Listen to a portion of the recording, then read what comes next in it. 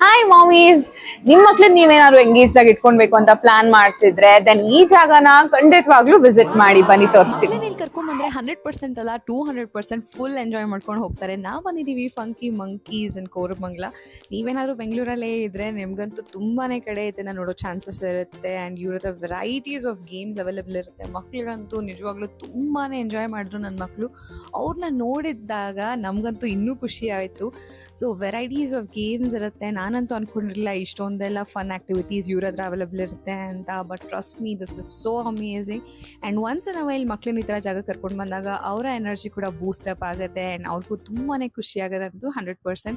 ನೀವೇನಾದರೂ ನಿಮ್ಮ ಮಕ್ಕಳ ಬರ್ಡೇ ಸೆಲೆಬ್ರೇಷನ್ಸ್ ಎಲ್ಲ ಪ್ಲಾನ್ ಮಾಡ್ತಿದ್ರೆ ಈ ಪ್ಲೇಸ್ನ ಖಂಡಿತವಾಗ್ಲೂ ವಿಸಿಟ್ ಮಾಡಿ. ನಿಮಗೆ ಅವರು ಡೆಕೋರೇಷನ್, ಫುಡ್ ಅರೇಂಜ್ಮೆಂಟ್ ಎಲ್ಲಾನು ಮಾಡಿ ಕೊಡ್ತಾರೆ. ಆ್ಯಂಡ್ ಮಕ್ಕಳು ಕೂಡ ತುಂಬಾ ಇಷ್ಟ ಆಗುತ್ತೆ. ಪೇರೆಂಟ್ಸ್ ಆಗಿ ಒಂದೊಂದ್ಸಲ ನಮಗೂ ಕೂಡ ಪ್ರೈವೇಟ್ ಟೈಮ್ ಬೇಕು ಅನ್ಸುತ್ತೆ ಅಲ್ವಾ? ಸೊ ಮಕ್ಳನ್ನ ಈ ಥರ ಕರ್ಕೊಂಡು ಬಂದು ಬಿಟ್ಬಿಟ್ರೆ ಅವರು ಕೂಡ ಸೇಫ್ ಆಗಿ ಆಟ ಆಡ್ತಾ ಇರ್ತಾರೆ, ನಾವು ಕೂಡ ನಮ್ಮ ಟೈಮ್ನ ಸ್ಪೆಂಡ್ ಮಾಡ್ದಂಗೆ ಅನ್ಸುತ್ತೆ. ಆ್ಯಂಡ್ ಜೈಷ್ಣವ್ ಆಡ್ತಾ ಇದ್ದಿದ್ದು ನೋಡಿ ತುಂಬಾನೇ ಖುಷಿ ಆಯ್ತು. ಎಷ್ಟು ದೊಡ್ಡವರಾಗಿದ್ದಾನೆ ಅನಿಸ್ತು.